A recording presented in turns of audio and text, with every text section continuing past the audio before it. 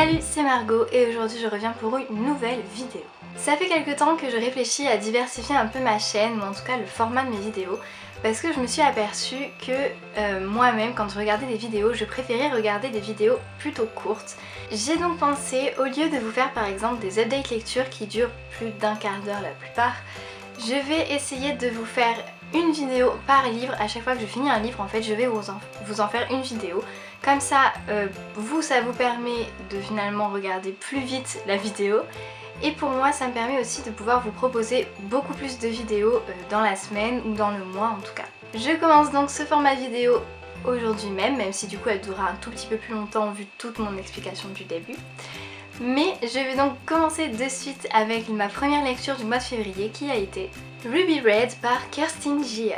Ruby Red est donc la version anglaise de Rouge Ruby en français, ou dans sa version originale un truc du genre Rubinrot, en allemand quoi, je ne sais pas parler allemand, donc voilà. Je vous avais déjà parlé de Rouge Ruby puisque je l'ai déjà lu en français lors du challenge que je faisais avec Adria de la chaîne Graou. Je devais vous faire une vidéo avec Adria d'ailleurs, qu'on n'a toujours pas faite, qu'il faut absolument qu'on fasse. Adria, si tu passes par là, il faut absolument qu'on remédie à ça. Bref, je l'ai déjà lu, mais comme je l'ai lu là récemment, je me suis dit que ça serait une bonne idée de commencer par vous en parler. Dans Ruby Red ou Rouge Ruby ou Rubinrot, on suit le personnage de Gwendoline qui se découvre le gène du voyageur du temps. Qu'est-ce que le gène du voyageur du temps, vous allez me demander? C'est un gène qui se transmet dans sa famille et dans ses ancêtres, on va dire. Et ça saute parfois des générations, parfois non, bref. Il se trouve que grâce à ce gène, elle peut voyager dans le temps. Mais elle n'est pas du tout préparée à ça.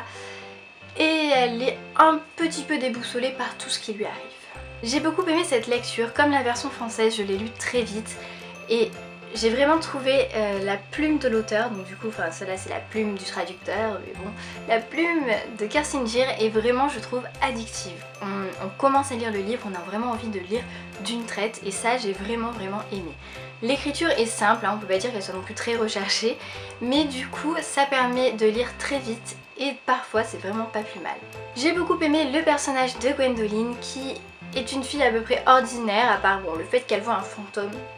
Un peu bizarre, mais elle est quand même ordinaire puisque voilà, c'est une lycéenne et elle se retrouve embarquée malgré elle dans toute cette aventure des voyageurs du temps et on se prend vraiment de pitié pour elle qui du coup n'a pas du tout été préparée à ça et qui se retrouve un peu malgré elle perdue dans cet univers un peu hostile, bref. J'ai beaucoup aimé ce personnage. J'ai un tout petit peu moins aimé le personnage de Gideon, donc le deuxième personnage principal, le personnage masculin principal de ce livre, tout simplement parce que au début du livre, hein, vraiment, genre en tout cas la première moitié du livre, Gideon est un peu imbu de lui-même. Il se la pète un peu en vrai. Et ça m'a un peu énervée au début. Je l'aimais pas beaucoup. Mais au final, on s'attache tout de même à ce personnage, même si, bon, c'est pas mon personnage favori. Mais ça va, à la fin du livre il passe, donc je me dis que dans les prochains tomes, normalement, ça sera mieux. Pour ce qui est de l'histoire générale, j'ai donc beaucoup aimé. J'ai toujours été attirée en fait par les histoires de voyage dans le temps. Ça m'a toujours intriguée, je trouve ça vraiment passionnant. Et du coup j'ai vraiment aimé se retrouver ce point de voyageur dans le temps dans ce livre. Le seul petit bémol que je mettrais, c'est le fait que l'univers aurait pu être beaucoup plus développé. On n'a aucun point par exemple historique, alors que bon, c'est quand même des voyageurs dans le temps, donc on aurait pu s'attendre à à un bagage historique. Ce n'est pas trop le cas, j'ai eu l'impression, ils ont assez survolé les époques. Je me dis que c'est un tome d'introduction, du coup c'est vrai que Kerstin Gier a peut-être pas mis tout ce qu'elle voulait mettre, ou je sais pas, peut-être qu'elle se réserve donc du coup pour le tome 2 et le tome 3, et j'ai quand même très hâte de pouvoir lire la suite. Un deuxième petit bémol que je mettrais à l'histoire, c'est la romance qui se passe donc entre Gideon et Gwendoline, qui est un tout petit peu trop abrupte à mon sens. Je veux dire, je sais pas, jusqu'à la première moitié du livre, Gideon et Gwendoline ne s'entendent pas réellement, on peut pas dire. Et c'est vrai que j'ai trouvé la fin assez précipitée, donc ceux qui l'ont lu, dites-moi vous ce que vous en avez pensé, parce que pour ma part, j'ai trouvé ça un peu brusque quand même, je sais pas, ça tombe un peu comme un cheveu sur la soupe. Voilà, c'est un peu bizarre. Bon, après ça ne m'a absolument pas gênée pour apprécier ce livre que j'ai juste adoré et que j'ai dévoré en très peu de temps. Je finirai cette vidéo par tout simplement l'objet livre que je trouve vraiment joli. On a donc une couverture qui est quand même 10 fois plus jolie que la couverture VF. Hein. Je vais vous mettre une image quelque part, genre là ou quelque part, mais la couverture VF c'est juste pas possible quoi. L'affiche du film, non, je refuse. Voilà.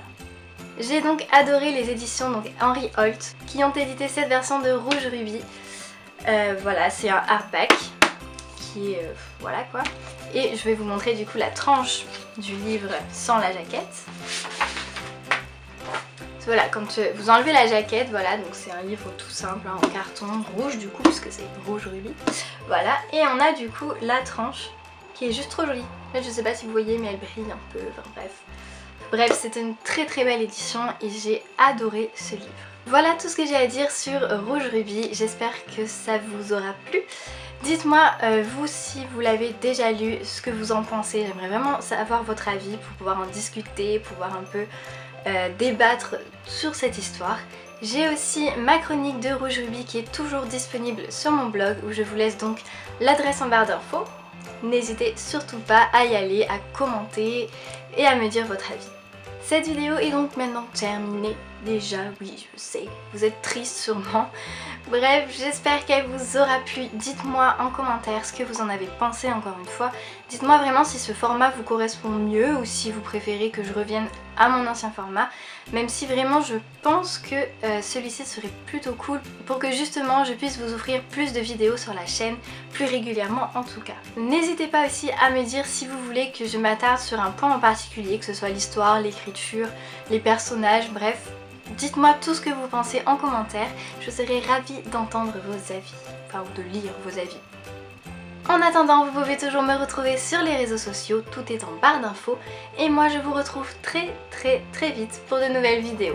Bye. La caméra n'est pas très droite, mais c'est pas grave. Reset, on recommence. Beaucoup plus mieux. Ah vas-y, attends. C'est de chercher le nom en allemand, qu'est-ce que ça veut dire en allemand? On va faire laisser passer les camions parce que lycéenne qui va au lycée. Bravo Marco. Ouh, my god. Si tu tombes dans l'appareil, ça va pas aller.